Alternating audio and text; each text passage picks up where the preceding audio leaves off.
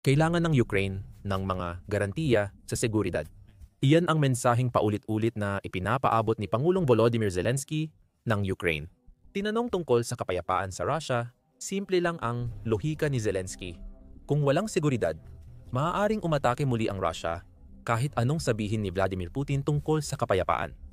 Umasa ang Ukraine na kasama ang United States sa seguridad. Pero sabi ni Trump, walang tropa. Hindi magpapadala ng tropa ang United States, pero naghahanda ang United Kingdom, France, at Coalition of the Willing na ipagtanggol ang Ukraine. Noong Agosto 20 matapos ang pagpupulong kay Zelensky sa White House, sinabi ni Pangulong Donald Trump na hindi magpapadala ng tropa ang United States sa Ukraine bilang garantiya sa seguridad. Pagdating sa seguridad, sinabi ni Trump sa Fox News pagkatapos ng pagpupulong na handang magpadala ng mga tao sa lupa ang mga Europeo at handa kaming tumulong sa kanila sa mga bagay, lalo na marahil sa pamamagitan ng himpapawid. May ilang maliliit na bahagi na dapat ninyong bigyang pansin, mga Europeo sa lupa, at suporta ng United States mula sa himpapawid. Babalikan natin ang dalawang iyan mamaya. Kinumpirma ni Caroline Leavitt, White House Press Secretary, ang mga pahayag ni Trump sa sumunod na pahayag. Sinabi niya na malinaw na sinabi ni Trump na hindi magpapadala ng sundalong Amerikano sa Ukraine. Tiyak na makakatulong tayo sa koordinasyon at pagbibigay ng iba pang seguridad para sa ating mga kaalyadong Europeo. Walang tropang Amerikano na papasok sa Ukraine sa kahit anong sitwasyon. Pero ang walang tropa sa lupa ay hindi ibig sabihin na walang suporta. Maliban sa tulong ng Europa sa Ukraine, sinabi ng White House na magbibigay sila ng suporta mula sa himpapawid. Hindi tiyak ang ibig sabihin nito. Maaaring tulungan ng United States ang Ukraine bumili ng dagdag na air defense systems laban sa mga drone at missile ng Russia. Magiging sorpresa ito. Noong Hulyo, inanunsyo ni Trump na may kasunduan siya sa NATO para madagdagan ang United States made air defense systems gaya ng Patriot missile launchers sa Ukraine. Makatuwiran ang air-based na seguridad at posibleng dagdag na Patriot launches. Ngunit ito rin ay magiging nakakabigo para sa Ukraine. Halimbawa ito ng United States na inuulit lang ang dati nitong ginagawa, pero mas pinalakas. Isa pang posibilidad, ayon sa Sky News, ay maaring gamitin ng United States ang ilan sa kanilang mga fighter jet para magpatupad ng no-fly zone sa Ukraine. Kung mangyari iyon, malamang nakasama ang ibang miyembro ng NATO sa pagtutulungan para mapanatiling ligtas ang himpapawid ng Ukraine, gaya ng NATO Air Policing Mission na nagpoprotekta sa himpapawid ng mga miyembrong bansa. Ang misyon ay mabilis tumugon sa posibleng pagpasok ng kalaban sa himpapawid ng kaalyado. Ibig sabihin, ang opsyong ito ay magbibigay ng proteksyon sa himpapawid para sa Ukraine na ginagamit din ng NATO. Pagkatapos, naroon ang ikatlong opsyon. Ang opsyon na ayaw marinig ni Putin. Nagpahiwatig si Trump na posibleng mag-airstrike ang United States sa Russia kung aatakehin nito ang Ukraine habang nagbibigay ng seguridad sa bansa. Iyon ay magiging isang malaking hakbang at maaaring magdulot ng direktang digmaan sa pagitan ng Russia at United States. Matatakot si Putin sa ikatlong opsyon dahil alam niyang hindi kayang tapatan ng depensa sa himpapawid ng Russia ang airstrike ng United States. Tingnan mo lang ang nangyari sa Iran nang ipadala ng United States ang Air Force para atakihin ang nuclear weapons facilities nila sa Operation Midnight Hammer. Ang tagumpay ng Amerika sa misyong iyon ay mag-aalala kay Putin sa simpleng dahilan na marami sa mga air defense ng Iran ang mismong mga sandata na dapat sana'y pipigil sa mga missile ng Amerika ay pumalpak. Marami sa mga air defense system na iyon ay gawa sa Rusya. Gaya ng nabanggit ng defense blog noong naganap ang Operation Midnight Hammer noong Hunyo, ayon sa mga forum ng militar na gumagamit ng wikang Ruso at mga di-opisyal na komentaryo na ibinahagi sa mga pro-Kremlin na channel. Pinalala ng operasyon ng Israel ang mga umiiral na pagdududa tungkol sa kakayahan ng Rusya na tumagal laban sa isang magkakaugnay na pag-atake mula sa isang teknolohikal na advanced na kalaban tulad ng NATO. Tinukoy ng National Security Journal kung ano ang nangyari sa mga Russian-made S-400 na natanggap ng Iran para ipagtanggol laban sa airstrike ng United States. Noong Hunyo, natanggap ng Iran ang napakamodernong sistema mula Rusya. Ngunit bigla itong nawala sa Operation Midnight Hammer. Hindi pa ba natayo ng Iran ang mga iyon? O walang nagawa ang S-400 laban sa USB-2 Spirit stealth bombers? Mas malamang ang huling sitwasyon kaysa gumastos ang Iran sa air defense na hindi naman agad magagamit. na ikinababahala ni Putin. Kung kasama sa binanggit ni Trump ang paghiganti mula sa himpapawid laban sa atake ng Russia, ipinakita ng Iran kay Putin na limitado ang kakayahan ng Russia na ipagtanggol ang sarili nito. Masyado tayong nauuna. Ang malinaw lang ay hindi tiyak ang pangakong air support ng White House at hindi nila nililinaw ang anyo ng tulong na iyon. Ang isa pang sigurado ay hindi magpapadala ng mga sundalo ang United States sa lupa bilang bahagi ng anumang plano na lumikha ng depensibong puwersa sa loob ng Ukraine para protektahan laban sa mga susunod na atake ng Russia kung sakaling magkaroon ng kasunduan sa kapayapaan. Kaya kung hindi United States sino? Ibinunyag na ni Trump ang sagot ng nabanggit niya ang mga Europeo na naibahagi namin kanina sa video. Bago ang pagpupulong ni Trump at Zelensky sa White House, lumabas ang isang pahayag mula sa opisyal na website ng pamahalaan ng United Kingdom tungkol sa mga co-chair ng Coalition of the Willing. Mukhang inihanda ni Punong Ministro Sir Keir Starmer ng United Kingdom at Pangulong Emmanuel Macron ng Pransya ang pahayag na iyon para ipakita ang suporta sa Ukraine, anuman ang mangyari sa White House. Isang bahagi ng pahayag na iyon ang namukod-tangi matapos purihin si Trump sa pagpapakita ng kagustuhang magbigay ng mga garantiya sa seguridad para sa Ukraine. Ayon sa pahayag, handang pumasok ang mga miyembro ng Coalition of the Willing. Inulit nila ang kahandaang magpadala ng reassurance force kapag natigil ang labanan, tumulong sa seguridad ng himpapawid at karagatan ng Ukraine, at muling buuin ang sandatahang lakas nito. Ayon sa pahayag, pangunahing nangunguna ang United Kingdom at Pransya sa grupo ng mga bansang Europeo. Ito ang magsisilbing garantiya sa lupang hindi ibinigay ng United States. Siyempre, dadalhin tayo niyan sa malinaw na tanong. Ano ang Coalition of the Willing?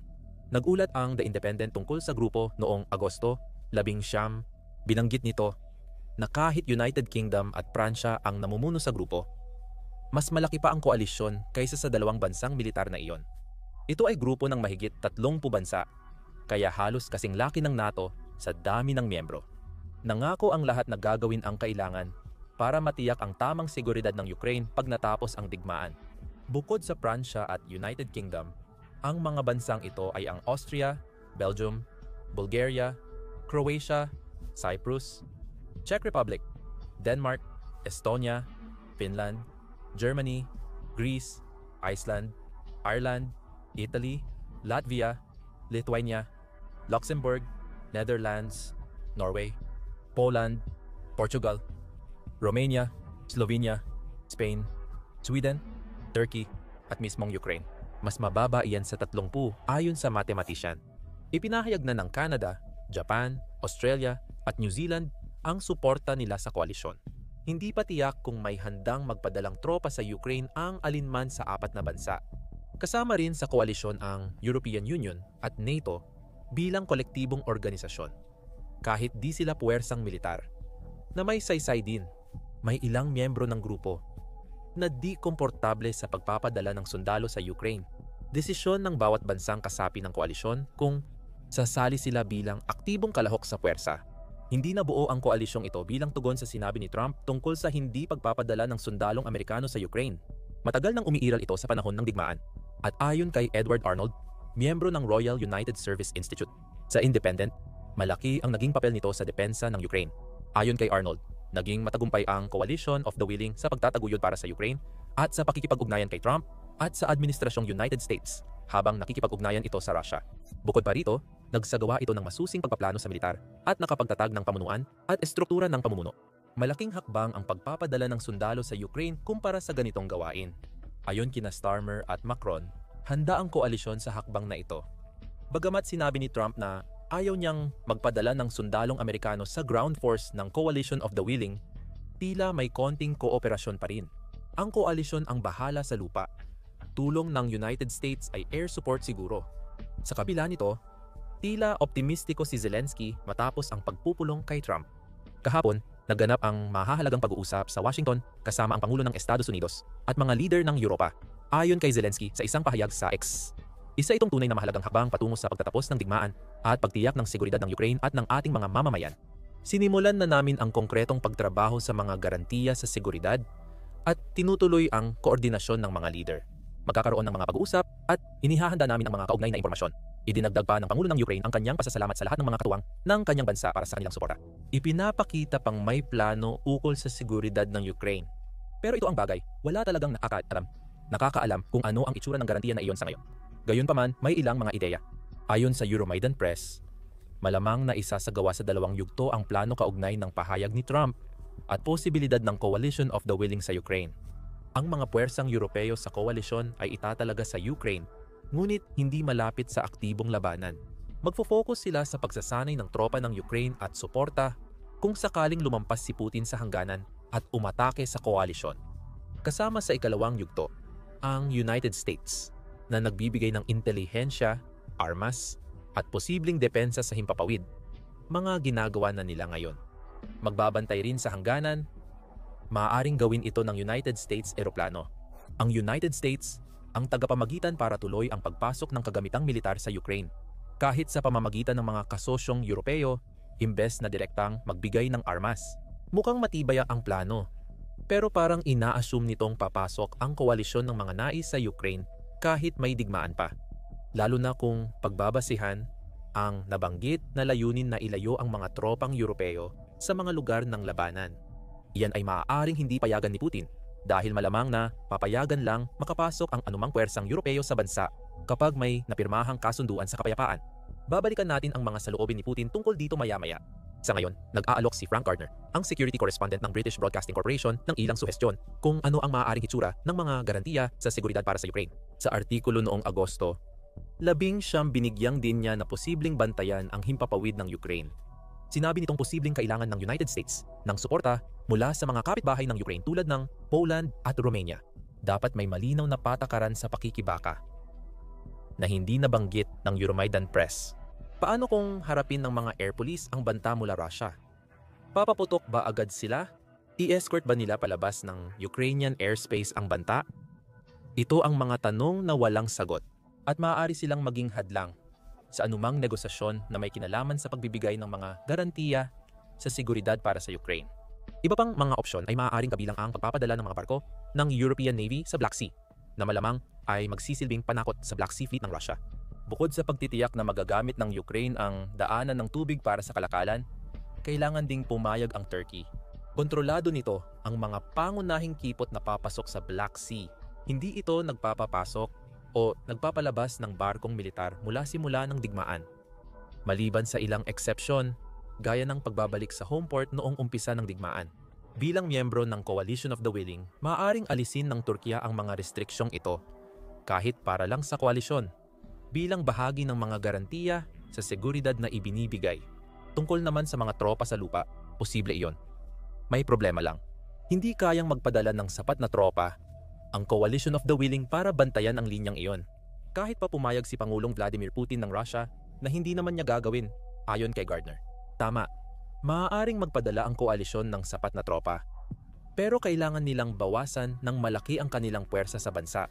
Ang linya ng kontak ni Gardner ay marahil ang frontline ng digmaan sa Ukraine na ayon sa British Broadcasting Corporation noong Hulyo ay 700 at 45 milya ang haba.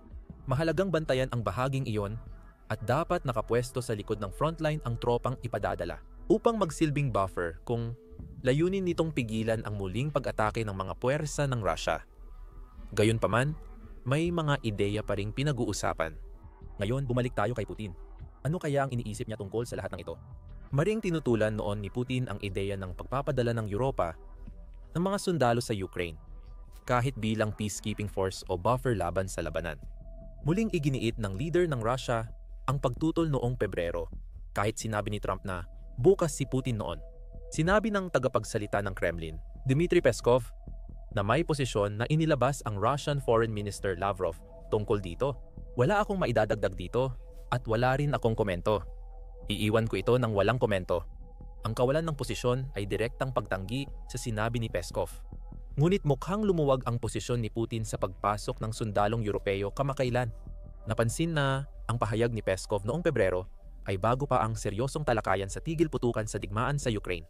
Sa ulat nito, noong Agosto 20, tungkol sa mga paparating na garantiya sa seguridad ng Ukraine, sinabi ng Euromaidan Press na sumang-ayon si Putin kay Trump na dapat tumanggap ang Ukraine ng maaasahang mga garantiya sa seguridad sa pagpupulong ng dalawang pinuno ng mundo sa Alaska. Ayon sa ulat, ang mga garantiya ay halos katulad ng Artikulo 5 ng NATO na nag-oobliga sa lahat ng kaalyado na tumulong kapag may inatake sa kanilang teritoryo. Noong Agosto, 17 iniulat ng British Broadcasting Corporation na sinabi ng sugo ni Trump, Steve Witkoff, na pumayag si Putin na maaaring mag-alok ang United States at Europa ng garantiya sa seguridad na tulad ng Artikulo 5. Lahat ng palatandaan ay nagpapakitang pumayag si Putin sa mga sundalong Europeo at eroplanong Amerikano sa Ukraine matapos ang digmaan. Pero kahit sinong matalino ay magtataka kung bakit nagbago bigla ng isip si Putin. May kapalit ang sagot, gaya ng laging nangyayari kay Putin. Sabi ng Financial Times, inilatag ni Sergey Lavrov, Foreign Minister ng Russia, ang nais ng Russia na anyo ng seguridad na garantiya. Tatanggapin ng Russia ang mga garantiya sa seguridad para sa Ukraine kung ito ay pantay at may partisipasyon ng China, United States, United Kingdom at Pransya. Ayon kay Lavrov, matapos ang pagpupulong sa Alaska at pagkikita ni Trump at Zelensky sa White House. Ibig sabihin, may mahalagang bahagi ng kwento na hindi natin alam mula sa mga naunang pahayag na bukas si Putin sa seguridad ng Ukraine. Nais ng Russia na makilahok sa paglikha ng mga garantiya at isama ang mahalagang kaalyado nitong China. Sabi ng iba, patas ito para sa Russia dahil ginawa ang mga garantiya sa seguridad para iwasan ang digmaan. Maaaring igiit ng Russia na dapat may presensya ang kanilang mga puwersa o kaalyado sa anumang malilikhang buffer zone. Paano kung atakihin tayo ng Ukraine? Anong garantiya ang meron ang Russia? Siyempre, malinaw na walang kagustuhan ang Ukraine na magsimula ng panibagong digmaan laban sa Russia. Wala naman talaga itong nais na maging bahagi ng digmaan. Naglalaban ngayon ang Ukraine at Russia. Napilitan ang Ukraine na ipagtanggol ang sarili laban sa pananakop na sinimulan ni Putin. Ayon sa Financial Times, sinabi ng isang European Union diplomat na ang biglang pagtulak ng Russia na isama ang China sa seguridad ay isang malaking what the fuck na sandali. At para lalo pang magulo ang sitwasyon, nag-post si Dmitry Medvedev, pangalawang pinuno ng Security Council ng Russia, sa X noong Agosto 20. Hindi makabitaw si Pangulong Macron sa ideya ng pagpapadala ng tropa sa Ukraine. Ayon kay Dmitry Medvedev noong Agosto 20, malinaw na walang tropa ng NATO bilang peacekeeper at hindi ito tatanggapin ng Russia bilang garantiya sa seguridad. Patuloy pa ring tumitilaok ang paos na ibon para patunayang siya ang hari ng kudeta. Ano ba talaga Russia? Payag ka ba sa seguridad ng Ukraine o hindi? Ito ay klasikong pagkalito ng issue ng Russia. At ito ay isang gawain na talagang sanay na sanay ang mga politiko ng bansa. Hindi kailanman lumalabas ang malinaw na mensahe mula sa Kremlin. At ganito ang gusto ni Putin. Ang maari nating makuha mula rito ay ito. Ang ideya niya ng isang garantiya sa seguridad para sa Ukraine ay tila kinabibilangan ng mas maraming puwersa ng Russia at China bilang panangga. At kakaunti, kung meron man, na mga sundalong Europeo sa mismong lugar. Hindi iyon garantiya ng seguridad, kundi tuntungan para magamit ng Russia sa mga susunod na pagpatay. Dahil sa magkahalong mensahe mula Moscow, hindi nakakapagtaka kung may mga taga-Europa na nagdududa sa anyo ng mga garantiya sa seguridad. Maraming opisyal sa Europa ay nagdududa kung may garantiya talagang makakapigil kay Putin o magdadala ng pangmatagalang kapayapaan. Ipinapalagay ng plano na gusto ng Russia na tapusin ang digmaan. Hindi pa nasusubukan ang palagay na iyan, ayon sa Euromaidan Press. Sinabi ni Keir Giles sa The Independent na dapat ding pagdudahan si Zelensky. Sinabi niya na hindi pa tiyak ang mga napagkasunduan ng Russia at United States. Wala pa ring malinaw na ideya kung ano ang anyo ng mga garantiya sa seguridad para sa Ukraine. Ayon kay Giles, hindi angkop banggitin ang kasunduang gaya ng Article 5 ng NATO. Ang katotohanan na ito ay magre-representa ng isang nakakagulat na pagbaligtad hindi lang ng NATO, kundi pati na rin ng polisiya ng United States. Pinagsama ang record ni Witkoff ng hindi pag-unawa at maling pagkaintindi sa panig ng Russia. Dapat sana ay naging babala na ito. Sa kabila ng positibong reaksyon ng media, isinulat niyang ito'y nakakalito rin. Ibig sabihin, sa kabila ng mga media report na tinalakay natin, dalawa pa lang ang tiyak na konklusyon na makukuha natin. Hindi magpapadala ng tropa ang United States sa Ukraine pero posibleng magbigay ng suporta sa himpapawid bilang garantiya sa seguridad. Pangalawa, ang koalisyon ng United Kingdom at Pransya ay handang magpadala ng sundalo sa lupa. Aasa ang Ukraine na agad nitong malalaman ang karagdagang impormasyon. Sa ngayon, may malinaw na posibilidad na ang mga pangakong seguridad na ibinibigay sa kanila ay maaaring maglaho na lang na parang alikabok sa hangin.